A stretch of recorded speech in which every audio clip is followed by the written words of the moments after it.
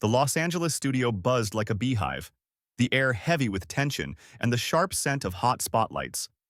Rows of cameras gleamed like sentinels, their lenses trained on the stage where a solitary microphone stood, a lone beacon in a sea of anticipation.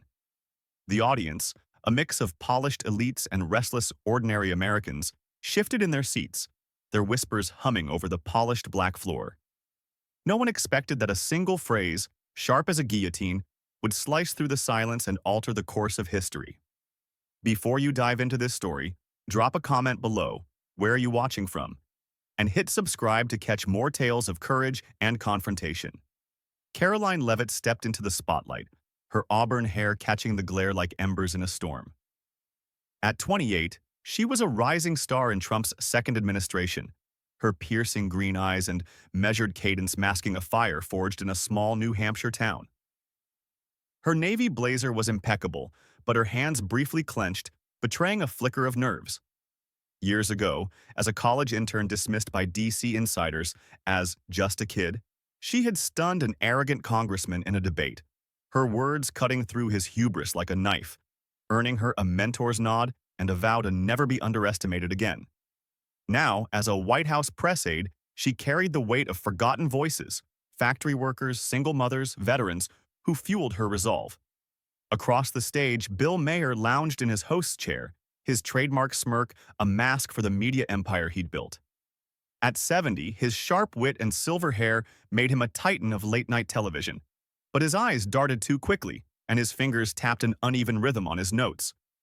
He was the voice of the system, the coastal elite, the gatekeepers of narrative, who thrived on clever quips and selective truths. Yet, beneath his polished veneer, a tremor in his hand hinted at a fear that the ground was shifting beneath him.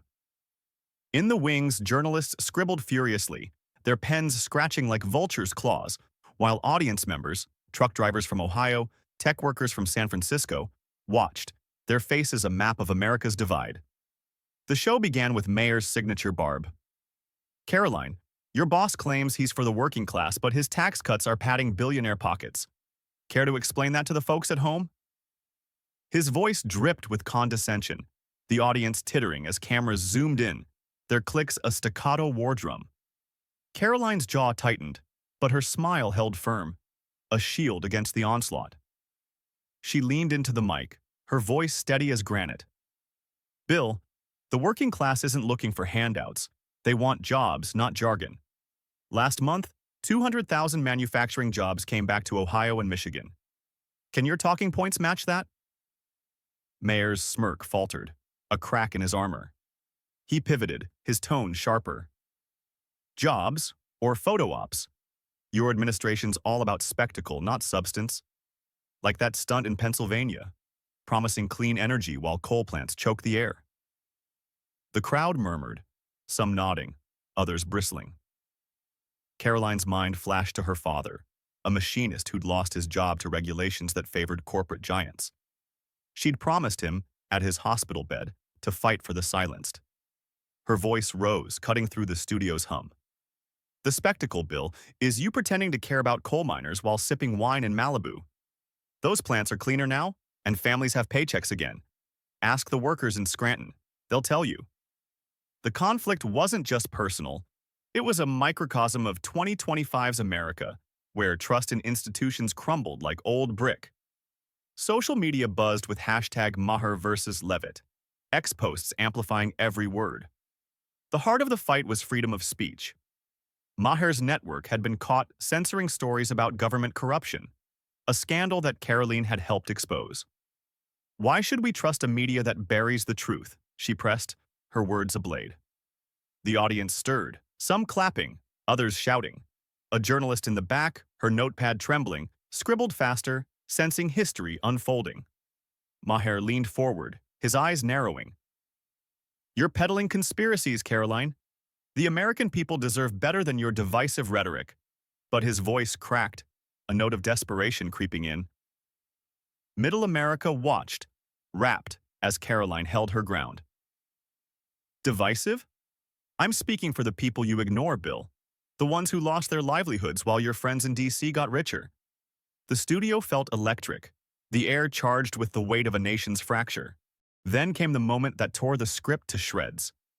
Caroline, her eyes blazing with resolve, pulled a small flash drive from her blazer pocket, holding it aloft like a torch in the dark. "You want truth, Bill?" Her voice cut through the air like a blade, each word striking like an arrow. "Here's an email from your network's CEO, directing producers to kill a story on lobbying fraud tied to Big Pharma. Shall I read it?" The studio fell silent. The crowd's breath held as if before a storm. Maher's face drained of color, his hand crumpling a script page, fingers trembling like leaves in the wind. That's fabricated," he stammered, but his voice broke like a snapped string, betraying the panic swirling within. Caroline didn't waver, her stance unyielding as a rock against a tempest. "Fabricated? This email has been verified by 3 independent sources, Bill. Want me to quote the line where your boss calls the story inconvenient for our partners?" The audience erupted in whispers, cameras whirring to capture every micro-expression on Maher's face. His eyes darted, searching for an escape, but the spotlights that once elevated him now exposed every crack in his facade. In the wings, Maher's assistant, a young man in an expensive suit, frantically scrolled through his phone, his face ashen with dread. Journalists, sensing a bombshell, scribbled furiously, their pens scratching like a swarm of bees. Caroline raised her chin, her voice thundering through the studio. "This isn't just an email, Bill. It's proof of how your network, and people like you, decide what Americans see. You fear the truth because it threatens your game." Her words were more than an accusation. They were a challenge, hurled at a system that had silenced ordinary voices for years. The studio crowd split. Some shouted in outrage, others applauded, their palms beating like drums. A truck driver from Cleveland, his calloused fist clutching a cap, yelled, "Tell him, Caroline!" His voice was drowned in the din, but added fuel to her fire. Maher tried to counter, his voice quivering with anger and fear. "You're playing to the crowd, Caroline. This is a cheap stunt to boost your boss's ratings." But his words rang hollow, like an echo in an abandoned hall. Caroline shook her head, her gaze cold and clear as a winter sky. "This isn't about ratings, Bill. It's about people. Miners in West Virginia, teachers in Chicago, parents who can't afford medicine because of the schemes you cover up." She turned to the audience, her voice softening but gaining strength, like a call to awakening. "This is about your right to know, to speak, to be heard." Then she did the unthinkable. Ripping off her microphone, she placed it on the desk with a quiet click that rang like a gunshot. Without a backward glance, she walked off the stage, her footsteps echoing in the stunned silence. Cameras whirred, flashes blinded, capturing Maher's shell-shocked face, his hands helplessly clutching the crumpled script. The audience exploded. Some booed, others applauded wildly, their voices merging into a cacophony that mirrored the nation's divide. The truck driver stood first, his slow claps gaining strength until dozens joined, their roar building like thunder before a downpour. In the control room, producers shouted into headsets, their voices lost in the chaos, as social media lit up with the first posts. Number Leavitt drops truth. By morning, Maher's network issued a tepid apology, but the damage was done. The leaked email, verified by independent journalists, sparked investigations. 2 executives resigned within days. Their names splashed across headlines from the Wall Street Journal to local Ohio papers. Caroline, back in D.C., remained humble, redirecting praise to the whistleblowers who'd risked everything. "I'm just a voice for the voiceless," she said at a press conference, her eyes bright with purpose but shadowed by exhaustion. The story didn't end there. Across America, from factory workers in Pittsburgh to teachers in Tulsa and veterans in Raleigh, people rallied. X posts with the hashtag #TruthMatters trended for weeks, alongside TikTok videos of small-town Americans reciting Caroline's words. A viral post from a Wisconsin mother read, "Caroline Leavitt reminded us, we're not invisible." Protests outside network headquarters demanded transparency, their signs painted with slogans like, "The truth isn't for sale." Conservative outlets like Fox News hailed Caroline as a hero, while even liberal pundits on CNN admitted, grudgingly, "She's got guts." A New York Times op-ed called her a lightning rod for a polarized nation. The movement grew, uniting unlikely allies, libertarians, union workers, students, around a shared hunger for accountability.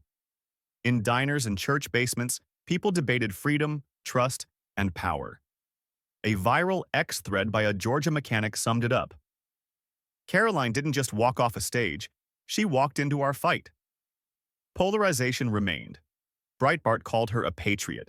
The Atlantic labeled her a provocateur. But her stand had cracked the facade of untouchable elites.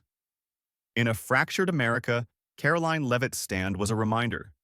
Truth is a weapon, but it cuts both ways.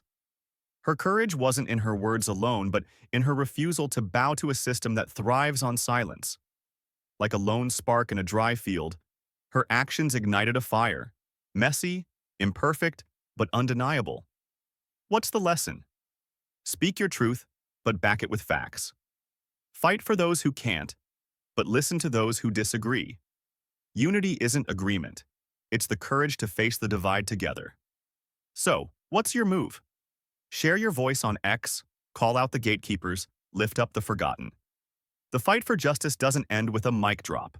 It starts there. Subscribe to the channel for more stories of those who dare to stand.